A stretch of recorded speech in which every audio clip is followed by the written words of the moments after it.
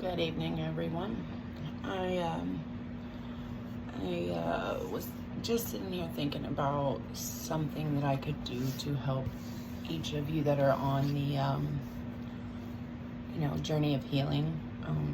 Pardon the gum, I have indigestion. It's helping me. Sorry. A lot of us have, been going through hell lately because of our what others perceive to be weakness, but it's definitely not. It's a beautiful strength that God gives only his strongest warriors, and that is empathic abilities. How you choose to use those is up to you. But I figured this quick read for anybody interested can help you hone in on some of those empathic gifts, how to better cultivate them, how to use them, how to, block other energies off, or at least discern other energies from your own, and how to recover after we have absorbed a lot of those energies. So, for anybody that is going through their journey of healing right now and spiritual ascension, I send out nothing but the most positive healing vibes for you guys, and in return I'm only accepting the positive in return. So if you're out there sending me negative crappy vibes, just know that they're not accepted and they're returned right back to you. And with that being said, we're gonna go ahead and get into it. Out.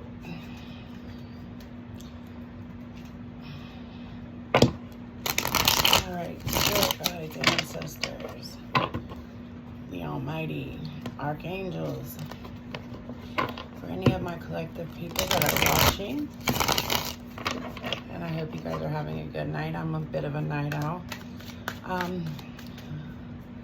What are empathic gifts, or spiritual gifts?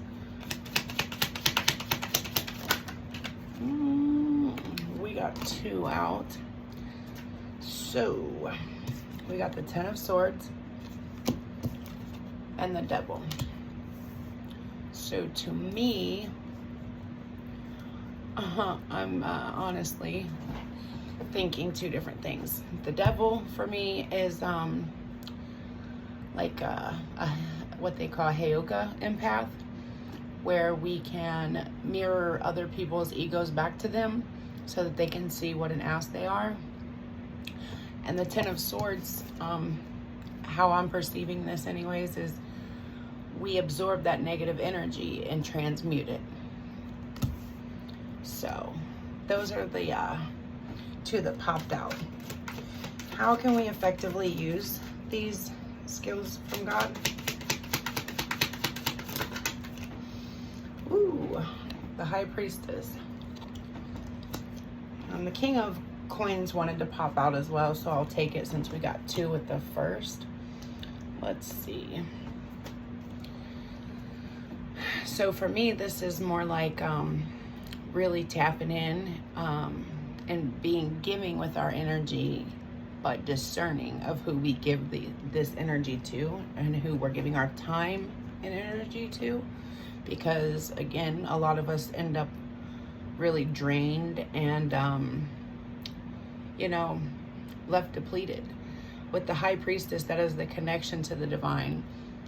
With the Devil and the Ten of Swords, and in my opinion, what I was saying was the Heyoka thing, where we mirror back people's shitty energies or good energies. We have to be discerning, okay, and then connecting to our higher selves so that we can transmute that energy, because a lot of us don't even realize that we've had it trapped up in us and it becomes us. So really gotta, before we can use these gifts, we gotta really tap in and connect to our higher selves, to our angels, and to the ascended masters, to be able to transmute that energy and properly reflect somebody's energy and help them learn, because otherwise you become what's known as a dark empath or an energy vampire. and you start draining people's energies or taking on energies that aren't yours, and then you're kind of stuck with them, right? Right. Okay, so now let's see. Oh, how can we improve these skills, please? I guess we'll take 2 since it's been 2 this whole time. King of Cups. How can we improve these skills? Whoa. And this one, like, I don't have none of my cards upside down, but it tried to flip and reverse. The Lovers. Again, being, of course, loving. First loving ourselves. And discerning who we give this love and this effort into. Because the Lovers is not only like, you know, the people in love, your divine counterpart, whatever. It is the choice in love. And we have to choose wisely who we are trying to help, right? Because again, if we don't, then we end up taking on somebody else's devil energy. And tapping into that intuition, that love, and like, yeah, I'm going to keep going so that I can, you know, have more visuals here. The next is, I want to know how we can block off our energy from people who are trying to vamp or use it in negative ways. There's one. Knight of Swords. Makes sense.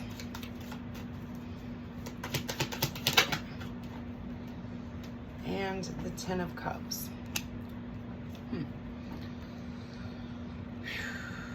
So Knight of Swords is like swift movement, intellect. So yeah, I think this is talking about being very discerning, because we can end up, again, swapping energies with people that we're not even, we're not intending to do that, right? When we go in as empaths, we're hoping, and it's with a full heart of complete love. Like it's what we swiftly jump into shit that we don't even realize that, you know, could really be detrimental to our health, to our mental health, to our physical health. 10 of Cups, that's like ultimate wish fulfillment, happiness. Maybe some of us have journeys with a counterpart. Maybe some of you guys are on the twin flame journey too. That's why 2 cards popped out for the first 2, and that's why I chose to do that.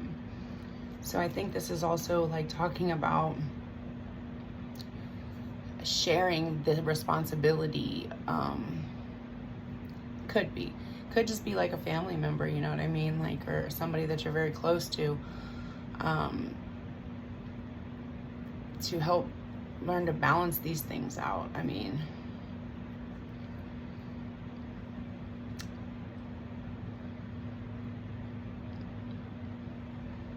also I'm thinking that we need to protect our energy, because a lot of people know that we're gifted and that we're chosen, and that if we're not discerning, that they can, you know, steal a lot from us, deplete us completely to where we will never make it to that 10 of Cups. I also think that this is talking about, like, some of you guys have like a really important path. It could be very lucrative if you are discerning, if you protect that precious energy that you have, because it's very, very precious, and a lot of people try to take that for granted, and they will do whatever they can to take from you, take, and leave you completely screwed. And you guys were given clairsentience, clairaudience, whatever, empath, whatever you want to call it. You were given this gift, and there is also the gift of discernment. If you are very careful, if you have a connection with your higher self, you will be able to do these things. You'll be able to transmute. You'll be able to show people what the fuck they're, you know, how they're acting immaturely. And if they want to grow, you will be able to help them. But you also have to know when it's time to cut them off and move on to the next, so that they can't take that 10 of Cups from you. You know what I mean? You can't stay stuck and stagnant in a situation for however long it is until you have nothing, right? You got to be discerning. So the next question I want to ask is, how can we clear our energy after being around others? Two of Coins. It's a thing of balance, right? Time for ourselves, time around others. The Page of Wands.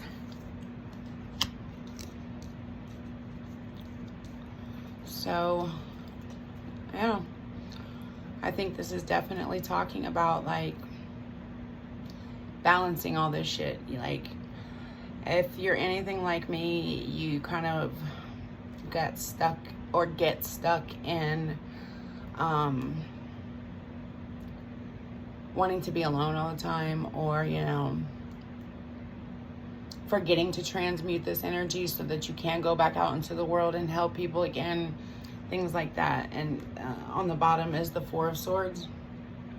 So it's talking about like there needs to be a balance between, like, the playfulness, the love that you're giving to people, the discernment, the time to transmute. It's all like in a balancing act so that you can become complete, so that you can become whole, and you can gift the world with your abilities. You don't have to be rich or, you know, have everything or have a big team to do beautiful big things, right?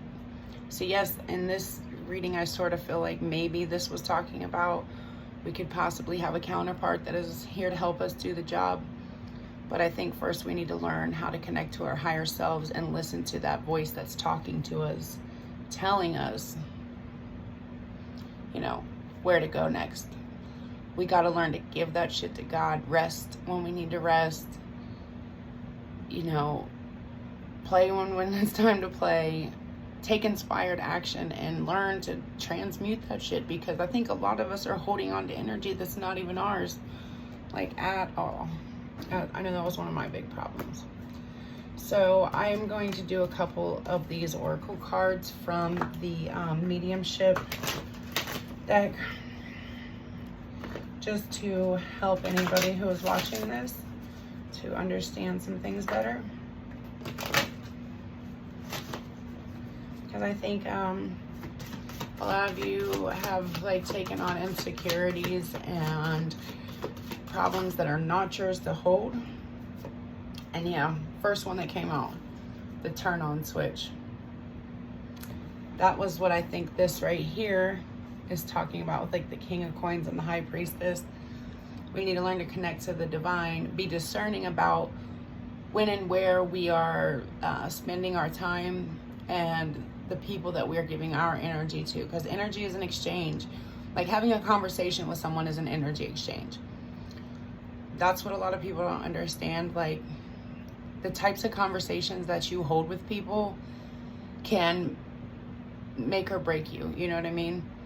So if you are constantly around people who are talking negative, who are thinking negative, who are projecting negativity on you, if you're not giving that shit back to God, or, you know, connecting with your higher self to transmute that energy, then, you know, you be in a world of trouble that's not even yours to hold, right? So I'm going to read the turn on switch. Ooh.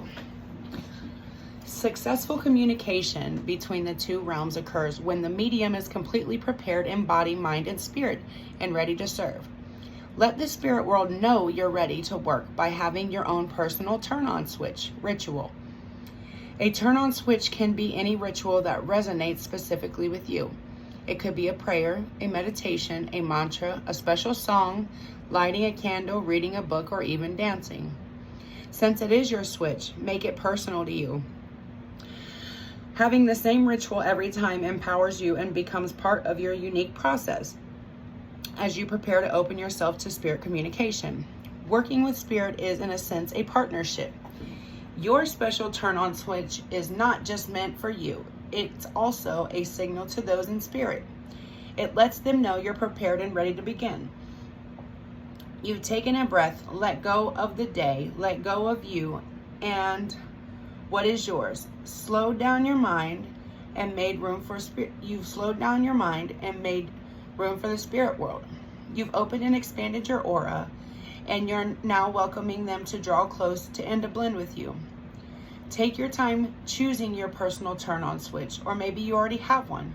Once you start this practice or ritual and realize what it represents, it's likely to become an important fundamental part of your spiritual practice that can be used for the rest of your life. So yeah, that makes a whole lot of sense into tying into what I was just reading from these cards. So just like we have a turn-on switch, we need to also have a turn-off switch for empaths. Like, I think that a lot of you guys need to learn, like in meditation, when you open yourself up, transmute the energy. Then right before you close meditation out, you need to like envision your body, your entire body, surrounded by a protective white light. And the transmutation flame is the violet flame. If you can envision yourself during meditation engulfed in the violet flame, which is like a purple flame, and then when you go out into public, set the intention: my energy is protected.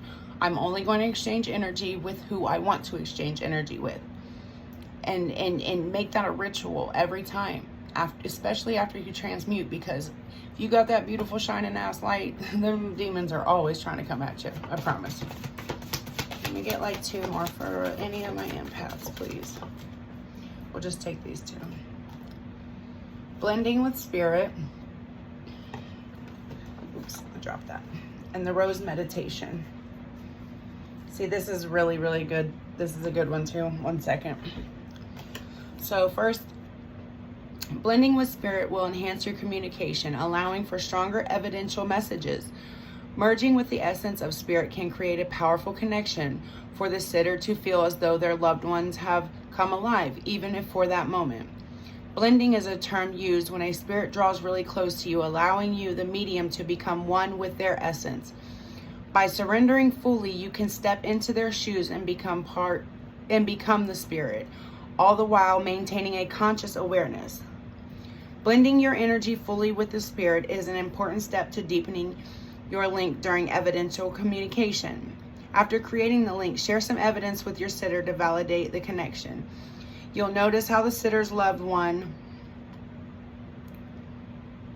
in spirit begins to draw closer as the sitter receives and validates the information you're offering. Take a moment to breathe deeply into your lower chakras as you mentally invite the spirit to envelop you in their love.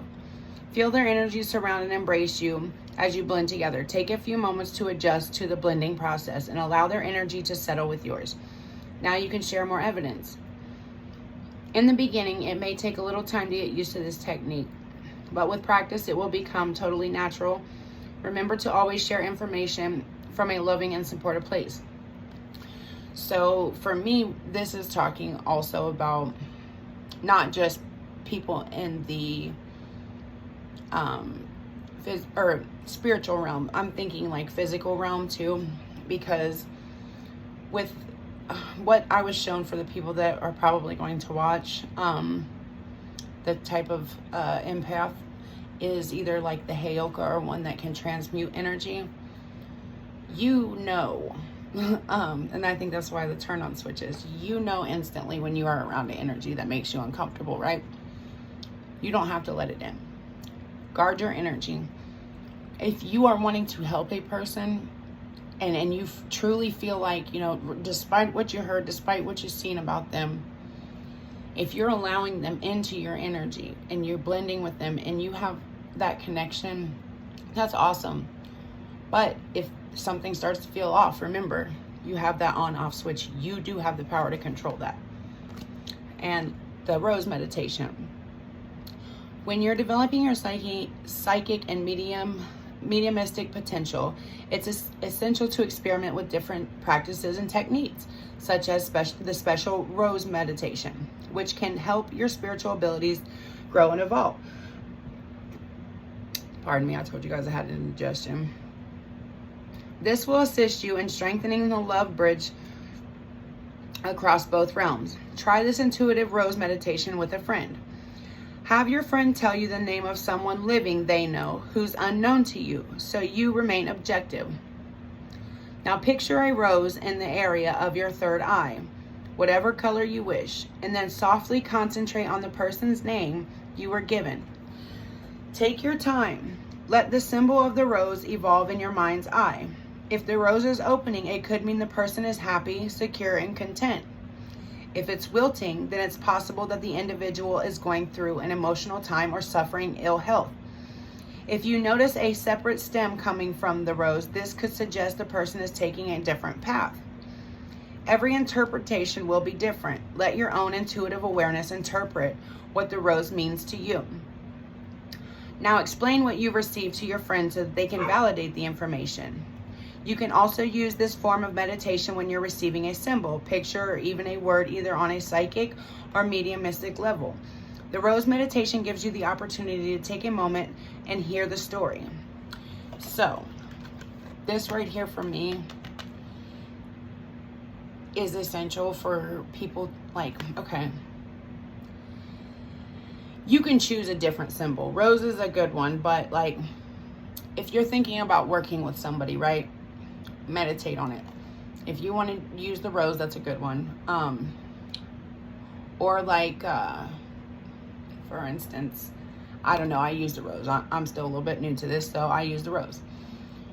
Before you agree to let them into your energy or to work with this person, meditate on it. See what, when you start to see the rose in your mind's eye, like I said, is it going to start wilting? Is it got a bunch of stems coming from it?